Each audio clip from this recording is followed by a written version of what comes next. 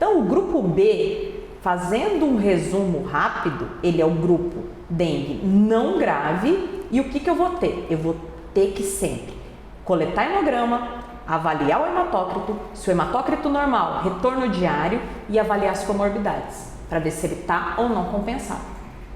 Certo? Encerramos o grupo B aqui. Essas são as orientações. Lógico, sempre lembrando, isso aqui é uma aula didática.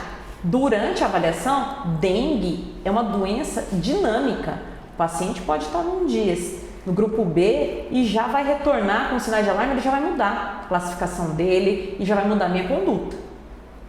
Então agora a gente vai falar do próximo grupo, que é o grupo C. Só que além disso, a gente também tem que falar do que eu vou ter que saber do paciente que vai chegar para a minha avaliação.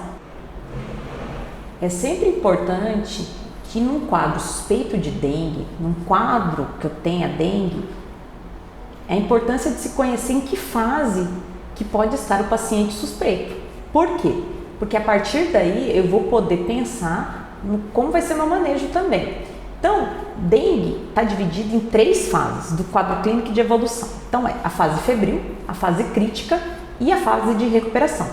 A fase febril, ela vai ocorrer entre o 1º e 3º dia de doença.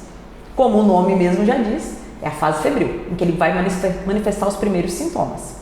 A fase crítica é aquela fase que vai ocorrer geralmente entre o 3º e 5º dia nas crianças e entre o 3º e 7º dia nos adultos. É o período, por que ela é crítica? Em que vai ocorrer a defervescência. O que é isso? A diminuição da febre. Então esse é o período mais crítico. Por quê? Porque é o período em que o paciente pode evoluir com os sinais de alarme.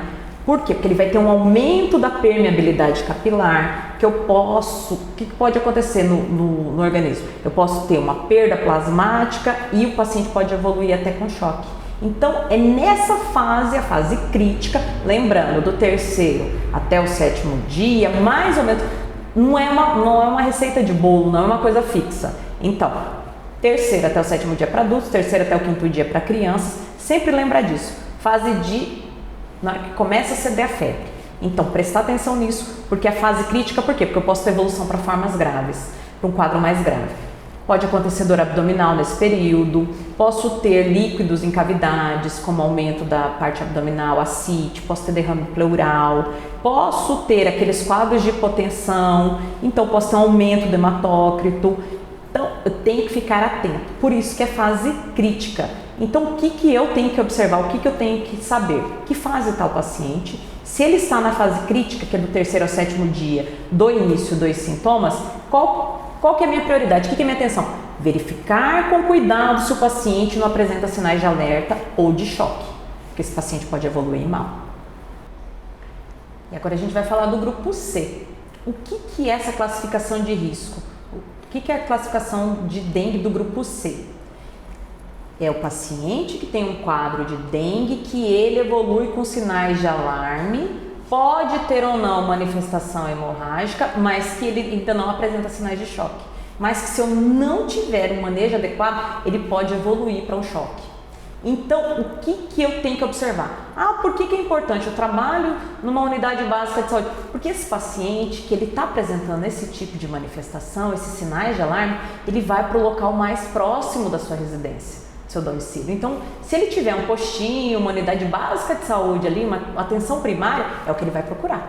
Então, todos os profissionais de saúde, independentemente do local de trabalho, devem estar atentos a esses sinais de alarme e esse paciente que tem um quadro de dengue que está evoluindo dessa forma. Então, dengue com sinais de alarme é dengue classificado no grupo C. Paciente pode ter ou não sangramento de mucosas, que são as manifestações hemorrágicas, só que é o paciente que ainda não apresenta o sinal de choque. O que é importante para evitar que esses pacientes evoluam para um choque séptico ou disfunção de cavidades e órgãos?